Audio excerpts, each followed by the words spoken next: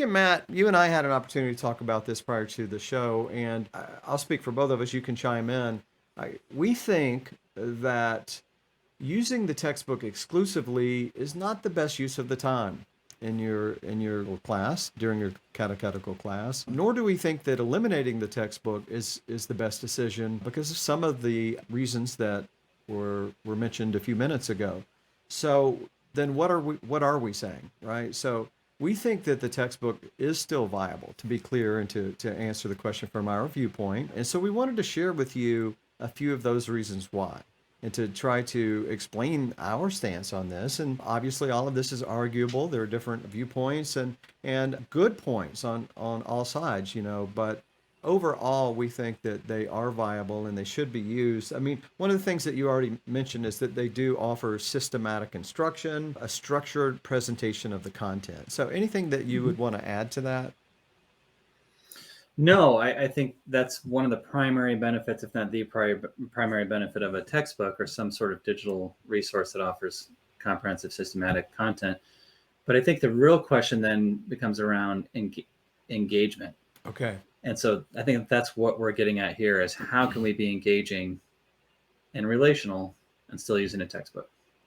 Right. And so when we do away with the textbook, we're doing away with more than the textbook. We're doing away with the guide. We're doing away with the ancillaries, the supplemental resources, and all of those things are really put together as a program.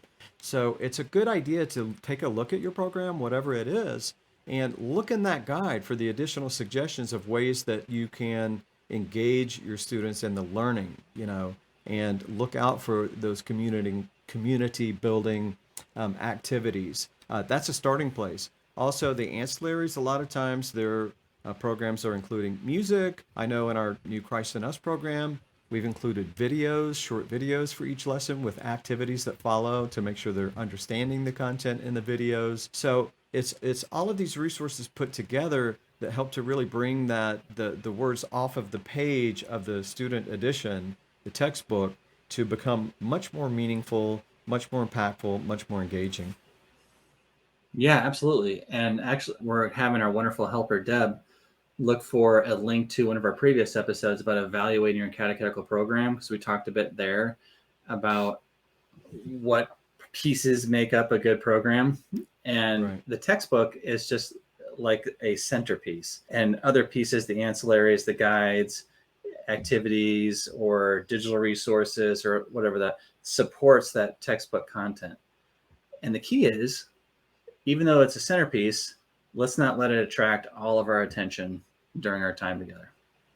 Yeah, good point. And the activities and such provide you options with content presentation. So we're focused on the content. We need to get this content across. We need to cover the content, right? But the activities are the engaging part for the student, which leads to relationships and which leads to community. And so it's a good idea to take a look at what those activities are because they're typically allowing the students to wallow in the content, if you will. In other words, you presented some sort of teaching and the activity helps them to sort of explore what they just heard and what they just learned. And it's a re-exposure to that content. I'm really just frozen thinking about it. Let it go. Oh, wait, not that frozen. Hey, so I know in the Christ in Us 7th and 8th grade program, and I'll try to unfreeze here in just a second, but Deacon Matt, would you want to talk a little bit about the options for the adolescent approaches that we've included? Thank you. I like that. You're looking really good. Thank you. I just want to mirror what you're doing, glean your wisdom. So I want to make one. Let's see. Yes, I can go into youth ministry adolescent approaches. So a lot of times with youth ministry programming, the thought behind it, the pedagogy focus. Oh, he's back. Hey, I got to do this. Oh, I can't. You can't see my hand. Shoot. You can't get to me. I can't. What were you gonna do? I was gonna pat your back. Oh, and go, guess who's back? Head. Guess who's back? And you're like, who? Oh, I guess you're back. Guess who's back? Anyway, you can do the Hallelujah chorus one again. I mean, that was an appropriate time. Anyway. So the youth ministry adolescent catechesis pedagogy is centered around building relationships with teens. And one of those who do that is not by having our nose in textbooks. And a lot of times with programs like Edge or Life Teen, kids don't even see a textbook. And the only person who does see a textbook or something like that is a facilitator. And they have, just worksheets created for individual nights or days with your teens. And it's really just an outline of things. It's not like you have to read everything that's on the guide that's given to you. But again, you get the gist of it. And then you spend most of your time doing one of these icebreakers and kind of central activities that really kind of bring the content alive, like make it come alive. So it's very much not quite a flipped classroom model, which Steve's going to talk about in just a moment, but it's definitely an activity-centered model. And I think that youth ministry mentality has invaded, and thank God, primary age RE catechesis, adult catechesis, because whether it's kids or adults, people learn best when they're engaged with each other. Right. And I like, the Life Teen model. I was a high school youth minister, and we used the Life Teen program for a number of years. And the Edge model, I think there are a lot of benefits. And the strength really there is the relational model, but you don't have to throw out the textbook to get a relation, to build relationships with your students. You can still have the benefits of that systematic approach and all of those other program resources, but you just want to be sure to take the time to use them and balance that time of reading the content with doing activities, because that's where the real learning really takes place. It's like buying a model car or any kind of thing that you have to put together. You can look at all the pieces and read the instructions, and it doesn't mean anything until you start assembling it. And that's how it is learning the faith, I think, with children. They can hear all about it, but until they engage with it and start getting their own question, the chances of them really absorbing and learning are greatly diminished. So use those resources, and through that, the relationships will develop and they'll grow, and you'll have really wonderful conversations. You will, guaranteed. We That is guarantee our Catechist Stream guarantee. Catechist Stream guaranteed right here. So Steve, you were talking a little bit ago about flipped classrooms. Why don't you tell us a little bit about what's a flipped catechesis look like? Yeah, so just a bit of context. There are different methodologies that you can use in the classroom. And flipping catechesis is just one of those methodologies.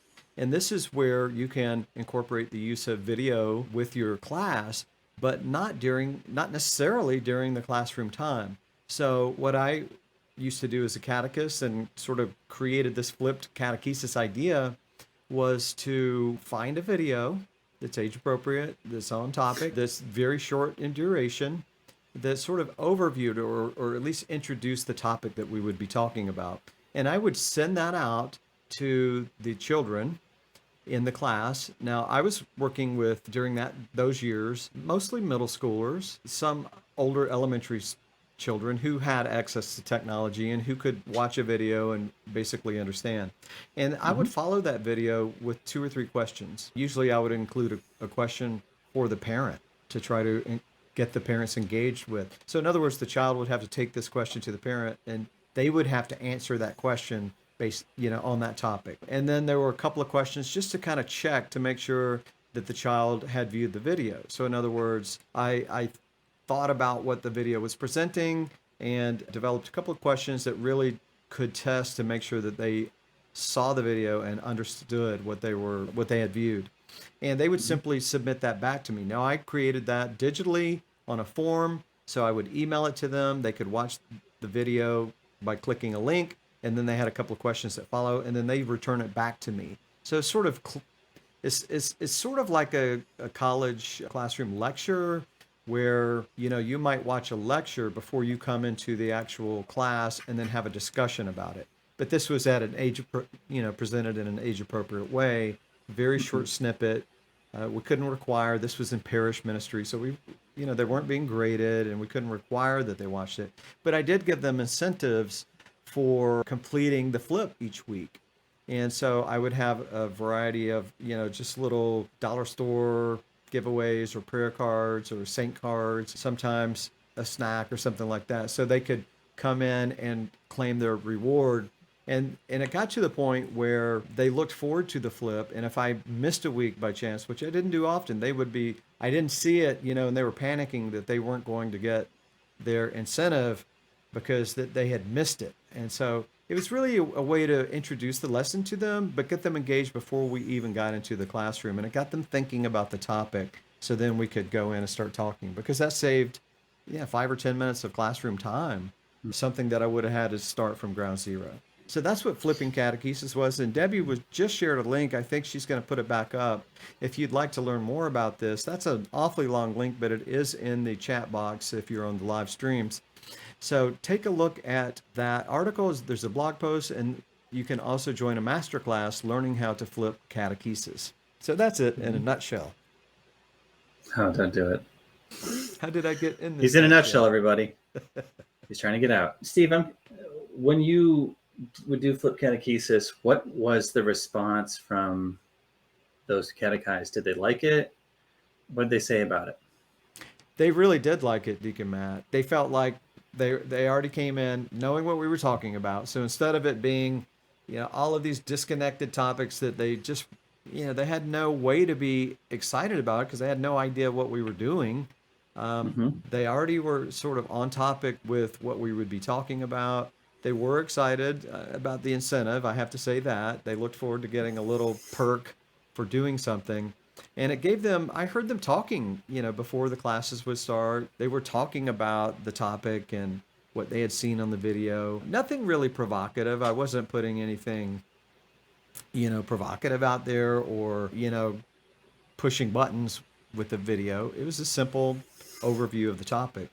But the response was wonderful, and it allowed them to use technology, which is really, I think, the common language of young people today is video, anything digital is where kids are at. It doesn't matter their native tongue. They all speak technology.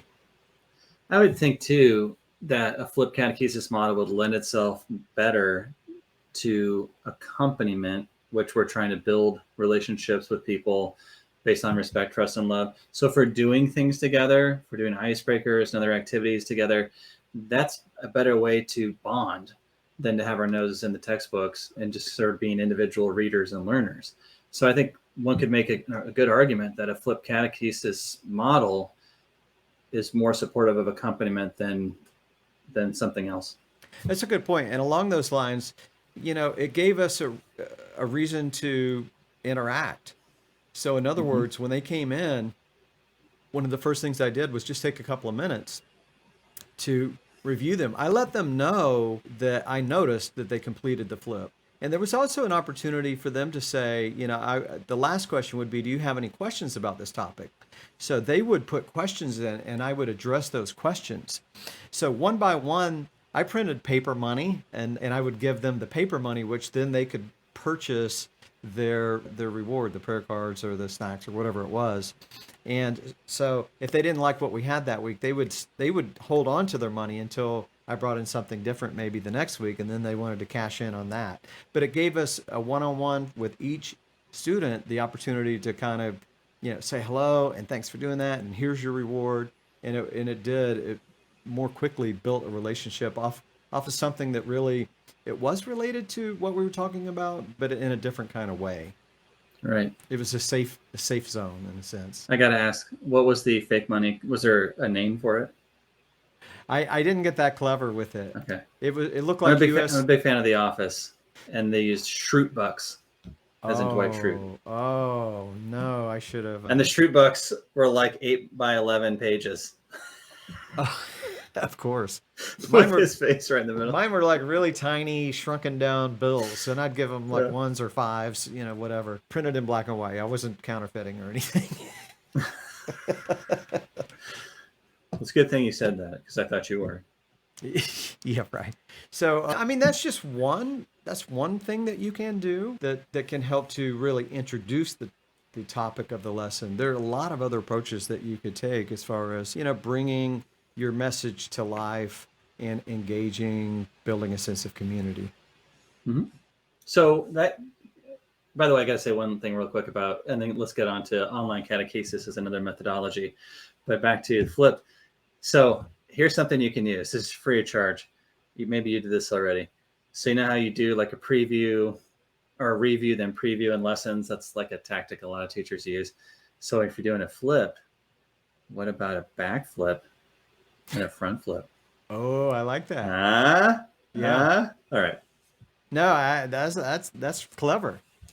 You got to complete the back flip before I do the front flip. I was just concerned that it would be a flop.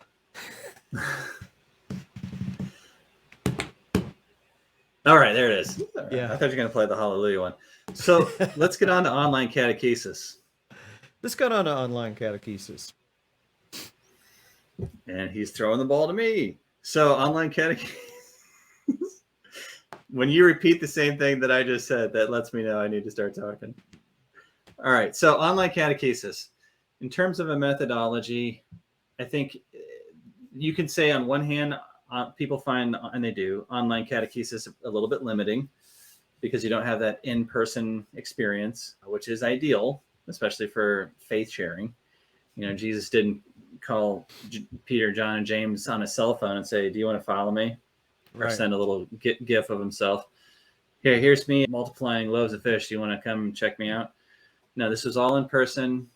The interpersonal is a powerful dynamic in in faith transmission. So people feel it limiting when you're online for that reason.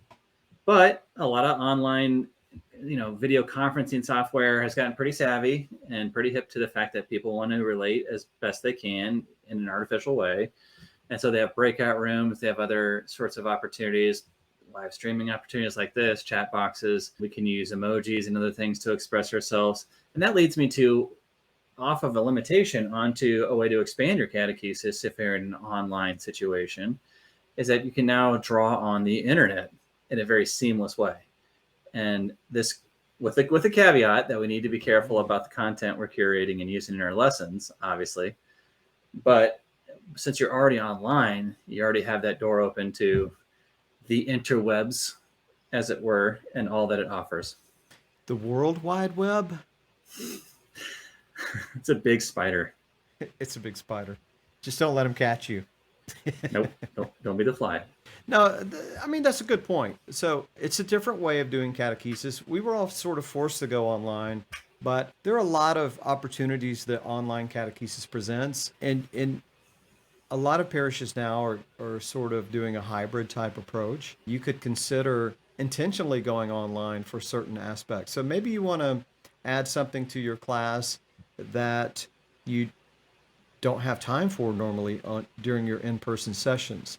So you could say, we're going to have a special prayer. Maybe an event happened. Unfortunately, there's been continued school shootings, and maybe you just want to have an impromptu prayer session. That's a way to catechize. We could have a short response to that and pray for all of those involved in that situation and use the internet for certain opportunities like that. But I have a feeling that you have something else in mind, Deacon Matt, when it comes to online catechesis. So tell us more.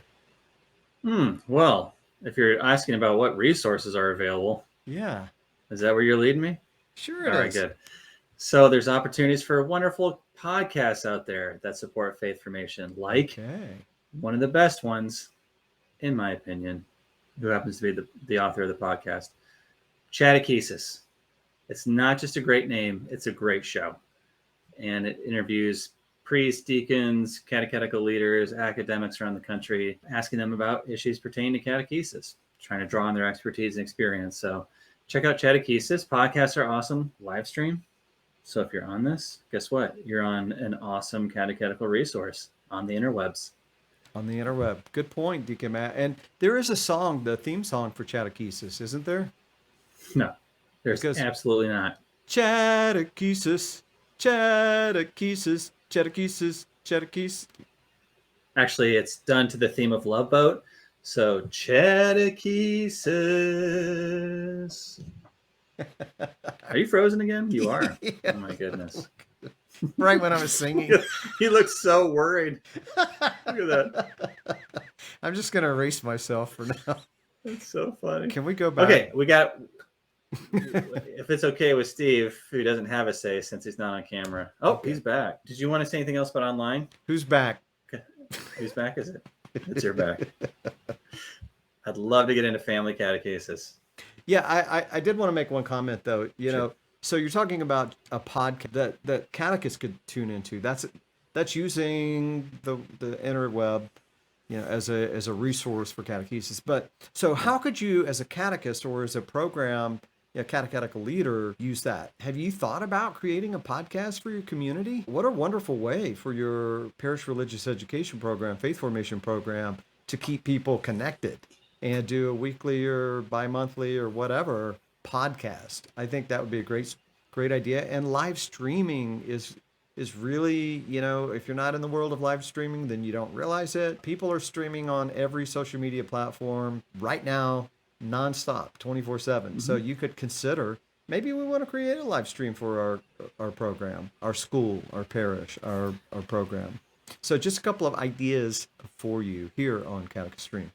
And don't be afraid to use social media. Yeah. One of our first episodes was on the 3 Ps, and we talked about parents as one of the Ps. This is part of getting ready for your catechetical year.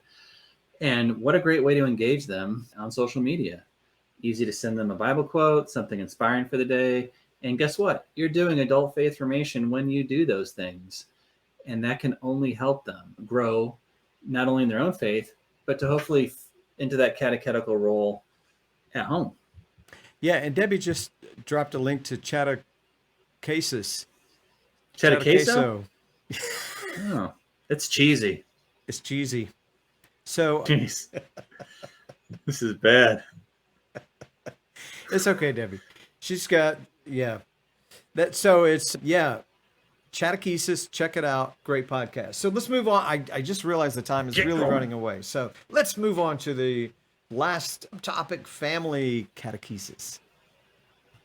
Yep, let's do that, Steve.